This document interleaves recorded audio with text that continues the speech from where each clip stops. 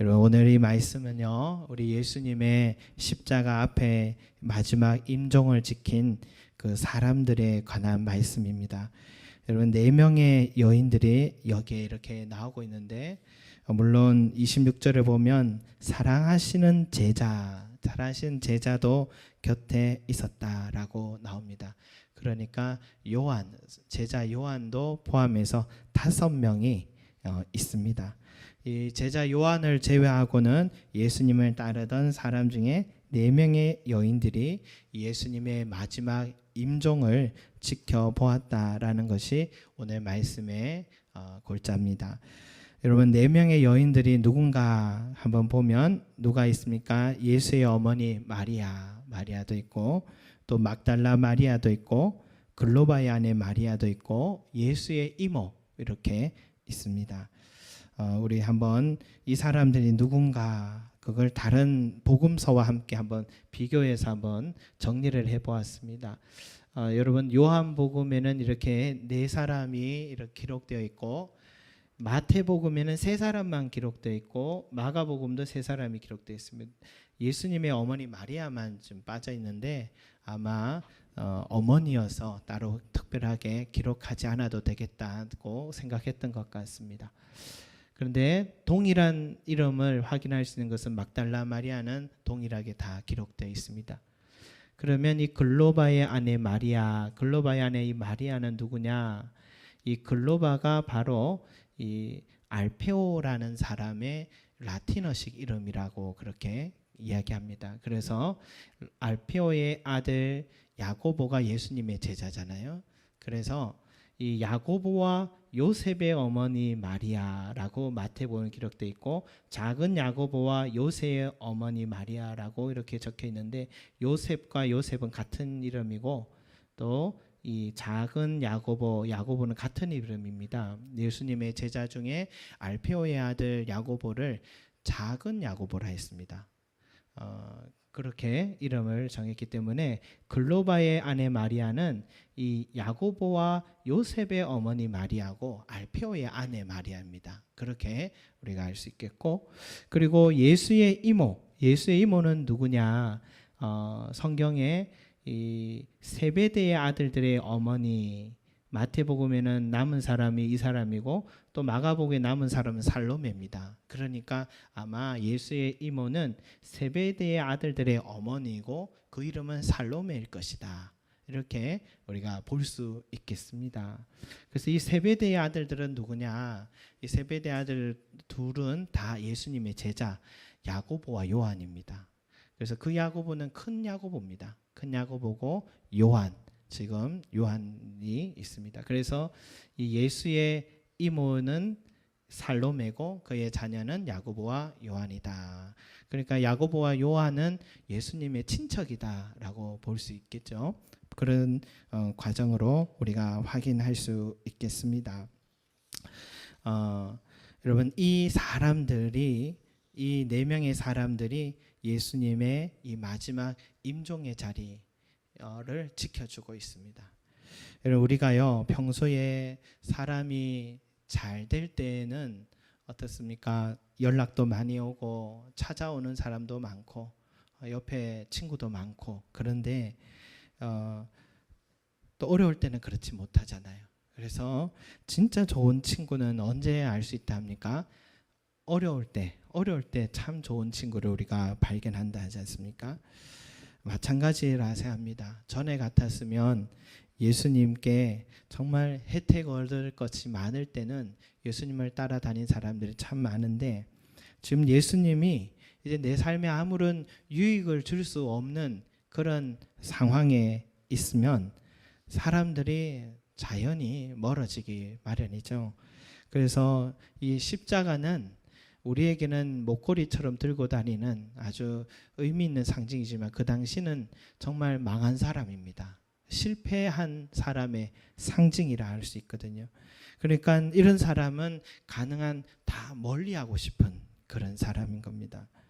어머니야 자식이니까 피부치니까 그렇게 있는다 하지만, 이 자리에 있는 다른 이 3명의 여인들은 정말 정말 예수님을 사랑한 사람이다. 정말 조건이 아니라 존재 자체로 사랑했던 사람이다라고 우리가 짐작할 수 있는 것입니다. 이들이 본래 이렇게 의리도 많고 사랑이 많았던 그런 사람이었는가? 또 따져보면 그렇지도 않습니다. 우리가 잘 알지만 이 막달라 마리아는 어떤 사람이었냐? 성경에 7귀신 들렸던 사람입니다. 귀신 하나만 들려도 감당 못하는데 7이나 들어왔었으니까 정말 정상적인 그런 삶이라고 볼 수가 없죠. 그리고 예수의 이모 살로메는 어땠습니까?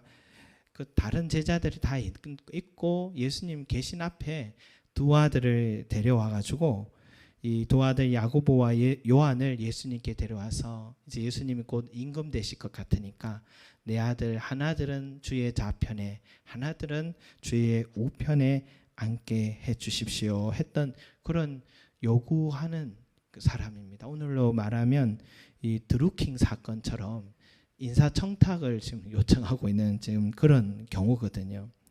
그러니까 이 사람이 어느 정도의 인품이었는지 우리가 짐작할 수 있지 않겠습니까? 그렇게 상처 많고 자기밖에 그렇게 모르는 이 사람들이 지금 이 자리 예수님의 임종을 지켜드리고 지금 이 임종을 지켜드린다는 것은 앞으로 다가올 자기들의 현실에 이 감당해야 될 불이익들을 지금 감내하겠다 이런 태도가 여기에 있는 것입니다.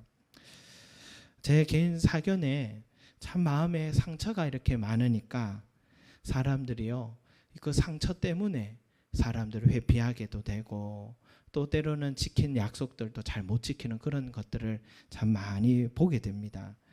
왜냐하면은 이 세상과 맞설 이 내적인 힘이 부족해서 그런 것 같아요. 이 막달라 마리아가 7귀신이 들렸었다라고 하면 짐작할 수 있는 것은 그 내면에 상처가 참 많았으리라. 상처가 많았으리라 생각됩니다. 자신이 내뱉은 말을 지킬 힘도 없고 또 현실을 도피하고 싶은 그런 경향이 참 많았을 사람이 이 막달라 마리아라 할 수 있습니다.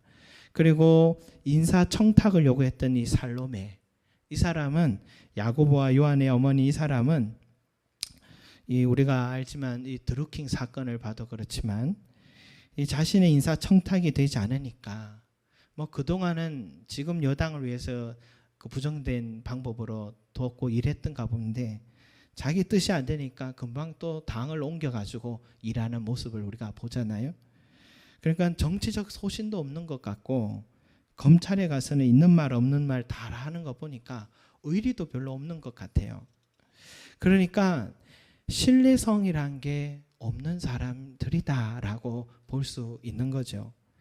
지금 마지막까지 아무런 유익이 없는 이 실패자를 위해서 이런 사람이 지금 끝까지 임종을 지키고 있다라는 것은 어쩌면 놀라운 일입니다. 여러분, 그럴 수 없는 사람들인데 지금 그러고 있다는 게 놀라운 일입니다.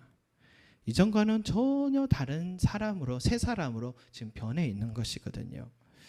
나름 평소에 괜찮다, 저 사람은 끝까지 함께 할 것이다 라고 했던 사람들은 다 도망갔는데 그런데 이 약점투성이고 또 뭡니까 흠 많았던 이 사람들이 끝까지 신뢰를 보여주고 있다라는 것이 기적이고 놀라운 일이다라는 것을 볼 수가 있는 것이죠. 여러분, 제가 교회 일을 이렇게 해보니까 저희 교회는 일부러 헌금 시간을 좀 안 갖는 이유가 있습니다. 왜냐하면 이 물질의 문제로 이 마음이 상하는 그런 성도들도 예전에 이런 교회들마다 있는 것 같고, 그래서 우리 교회는 처음부터 예배 시간에 헌금 시간 갖지 말고 자유롭게 헌금을 하자 하는 그런 뜻에서 그렇게 시작을 했는데 오히려 다 기쁨으로 자발적으로 그렇게 하시는 모습을 보고 참 바르다 하는 생각이 듭니다. 그리고 이 개인적인 아직 제 생각이어서 그런데 재정을 공개하지 않는 이유가 좀 있습니다. 재정을 또 공개하지 않는 것은 아직 자립될 상황이 아직 못 된 것도 있고, 그리고 또 우리 모두 돈 생각하지 말고 생각합시다. 재정 부담 갖지 말고 신앙생활 기쁨 있게 합시다 하는 그런 마음도 아직은 있습니다. 좀 더 성장하면 그때는 함께 이렇게 나누고자 하는데 뭐 그래도 혹시 궁금하신 분 있으면 개인적으로 오시면 장부 보여드리도록 하겠습니다. 예, 제가 절대 사적으로 안 쓰고 있으니까 여러분 정말 궁금하시면 개인적으로 오시면 제가 장부 자체를 보여드리도록 하겠습니다. 여러분 어쨌든 우리 교회 구성원이 좀 더 세워지면 재정적 자립도 되겠죠. 그런데 지금은요 우리가 광야에서 만나와 메추라기 먹는 이 백성처럼 그때 주시는 은혜를 늘 맛보고 살아가고 있습니다. 그래서 목회자라서 이 항상 하나님의 일하심을 또한 기도도 하게 되고 바라기도 되고 체험도 많이 하고 그게 또 이렇게 복음 전하는 데 큰 힘도 되고 그런 훈련의 시간을 지금 보내고 있다라고 생각합니다. 그러나 하나님께서 항상 신실하게 그리고 부족함 없이 여기까지 인도해 주셨습니다. 최근에 하나님이 공급하시는 한 통로로 그래서 그 부족분을 채워가는 그런 손길이 있는데 그래서 제가 너무 부담을 드리는 게 아닌가 싶어서 한두 해도 아니고 벌써 4년이 넘어가니까 제 마음이 조금 죄송하더라. 그래서 고맙기도 하고 부담드린 것 같아서 제가 이렇게 문자를 드렸습니다. 집사님 부담되실 때는 꼭 말씀하셔도 됩니다. 저희는 지금까지도 충분히 감사합니다 하고 이렇게 했더니 목사님 저희도 넉넉한 사람이 아닌 것 아시잖아요. 하나님께서 꼭 후원할 수 있는 만큼만 주십니다. 하나님을 어찌 보십니까? 완전 꼼꼼한 거 아시잖아요. 그렇게 답을 하시더라고요. 그래서 참 제 믿음이 적구나 하는 것도 다시 한번 느끼게 되었습니다. 제가 이런 일들을 보면서요. 주님을 위해 헌신하는 마음들은 어떤 걸까? 다시 한번 생각해 보니까 이 사람의 본심으로는 할 수 없는 거구나. 우리도 어디 뭡니까 후원이나 해보면 정말 몇만 원도 지속한다는 게 참 갈등이 되고 어렵잖아요. 그러니까 이게 사람의 힘으로 하는 것이 아니구나. 누가 참된 헌신을 드릴 수 있는가? 물질이 많다고 아닌 것 같아요. 마음에 또 넉넉하다고 그것도 아닌 것 같습니다. 사람은 다 자기 자신이 우선이고 중심이 될 수밖에 없는 존재입니다. 또 나와 친척이고 가깝다고 그것도 더욱 아닌 것 같습니다. 신앙의 연륜이 많다고 그것도 헌신의 이유는 아닌 것 같습니다. 전혀 뜻밖의 사람을 통하여서 일하시는 것을 보게 됩니다. 그런데 그런 뜻밖의 사람이지만 그런 사람들의 특징이 하나 있습니다. 그게 뭔가 보니까 하나님의 은혜를 체험한 사람들이었습니다. 하나님의 은혜를 체험한 사람만이 고난 중에 하나님의 은혜를 깨닫고 아는 사람만이 그 사람들이 내 힘과 내 의지가 아니라 하나님께서 주시는 힘으로 헌신을 할 수 있는 것이더라고요. 여러분 내 의지로 헌신하게 되면 잠시 하다가 손을 내려놓게 되더라고요. 그러나 하나님께서 내 삶에 베풀으신 은혜를 깨달은 사람은 고난 중에 하나님 만난 사람은 정말 주님을 위해 헌신하고 봉사할 힘을 얻게 되는 것을 많이 봅니다. 그래서 초대교회 성도들의 중에 직분자들을 세울 때에 그 기준이 돈 많은 사람도 아닙니다.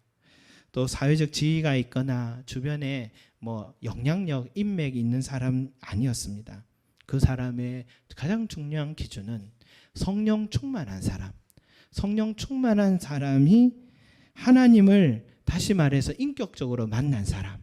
그 사람들이 하나님의 교회를 헌신하고 섬길 수 있는 사람으로 기준을 세우게 되는 것을 보게 됩니다. 그래서 여러분 이건 정확한 진단인 것 같습니다. 하나님의 은혜를 체험하지 못했다면 그 일을 하게 되면 하나님의 일을 하게 되면 힘을 얻지 못하고 또 멈추거나 오히려 문제가 될 수 있다는 것을 보게 됩니다.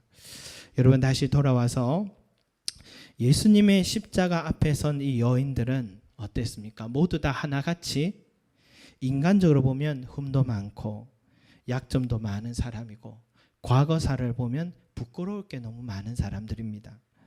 그런데 그럼에도 불구하고 다른 사람들보다 더 부족한 점이 많은 사람인데 3년 동안 훈련받은 제자들도 다 도망을 갔는데 그 자리를 끝까지 주님의 편에 서 있을 수 있었던 그 이유가 어디에 있느냐?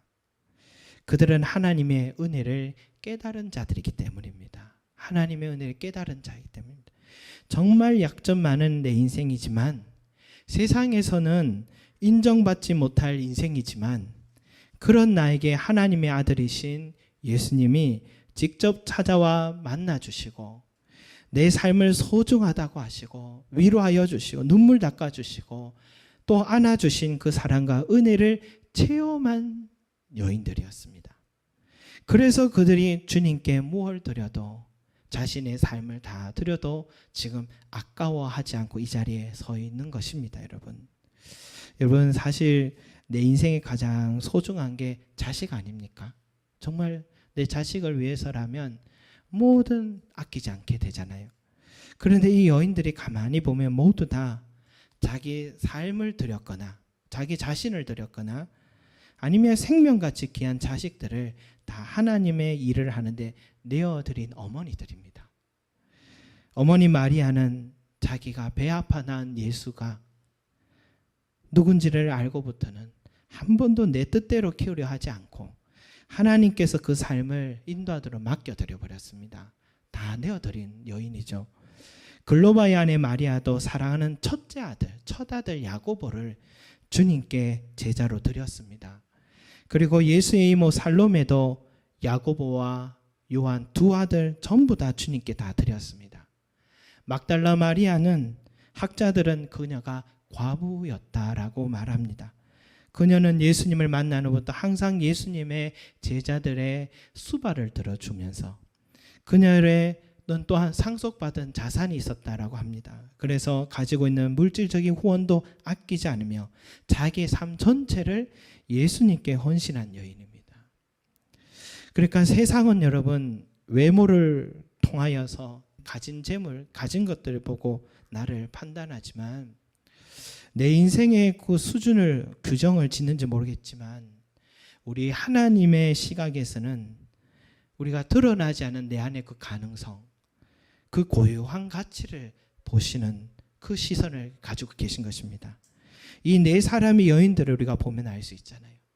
변하지 않을 것 같은 성품의 사람들이었고 씻기지 않을 것 같은 상처를 가진 그런 사람들이었지만 그래서 소망 없던 사람들이었던데 온 세상에 놀랄 만한 믿음을 소유한 자들이 변화되었고 모든 그리스도인들이 본받아야 할 신앙의 모범을 가진 자로 변화된 것이었습니다. 여러분 사실 이 십자가 앞에 여러분 제자 요한이라는 사람도 여기 같이 있습니다. 우리 다음 주에는 요한에게 예수님의 어머니가 내 어머니다라고 맡겼던 그 부분을 묵상하고자 하는데 오늘의 요한이라는 사람을 잠시 한번 생각해 보면 세베대와 살로메의 두 아들로서 이들을 그 우레의 아들들이라는 별명이 있습니다. 천둥의 아들들.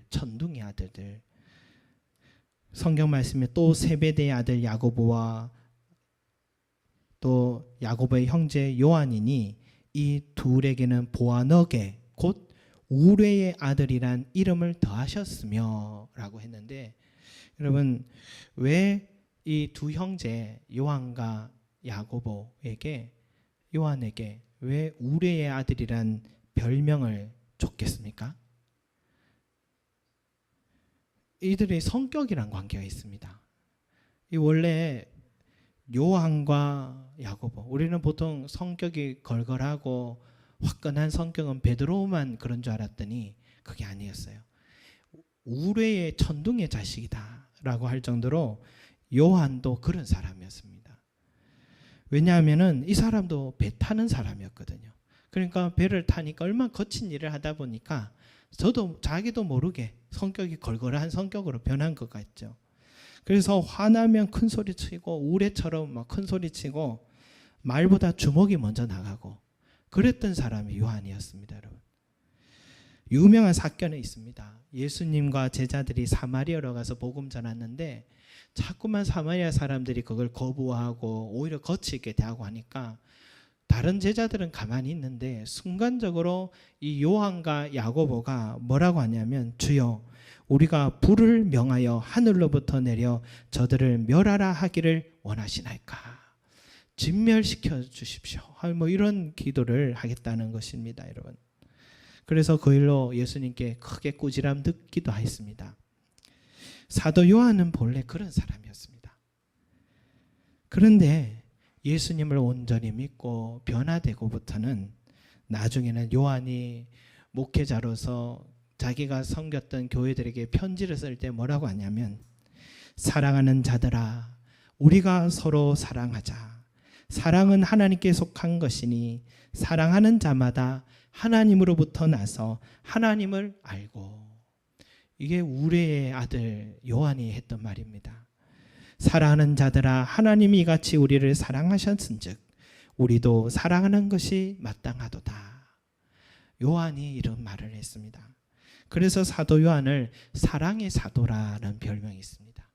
여러분, 천둥의 자식이, 천둥의 아들들이 갑자기 사랑의 사도로 이렇게 변환되는 이 엄청난 이 간극에는 어마어마한 일들이 일어난, 기적이 일어난 것입니다. 그렇게 쉽게 화내고 미워하던 사람들이 이제는 형제들에게 사랑하는 자들아 라고 부르고 우리 서로 사랑합시다 하고 변화되었던 것. 여러분, 사람은 여러분 도무지 변하지 않을 것 같아도요, 우리 사람 지내보면 안 변하는 것 같잖아요. 그러나 하나님 말씀 보면 사람은 변합니다.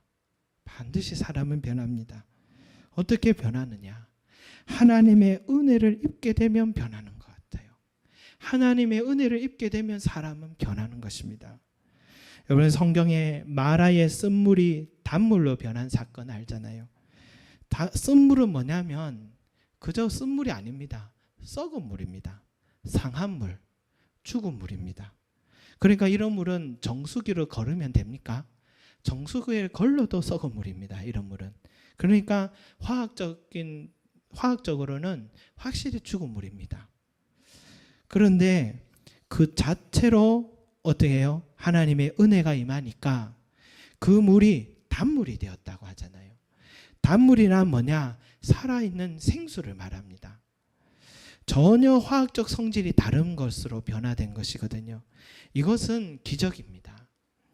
그래서 모세는 하나님의 이름을 치료의 하나님이다, 치료의 하나님이다 라고 이름을 불렀던 것입니다.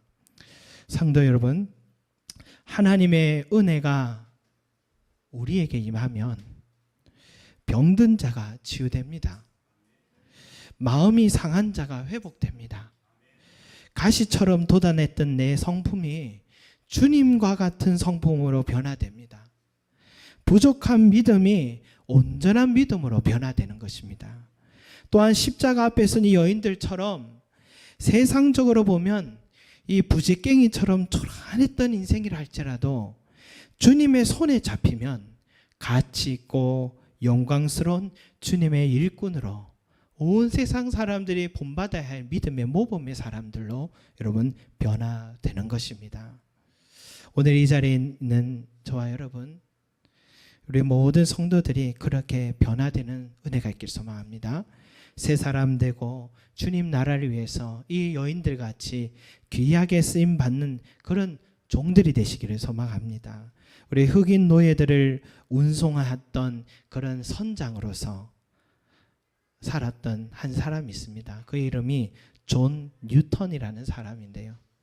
그가 하나님을 만나기 전까지만 해도 어릴 때부터 바로 그러한 일들을 아버지가 하는 것부터 지켜봐왔기 때문에 이 사람도 정말 인권, 생명에 대한 가치가 없었습니다. 매정한 인간이었습니다.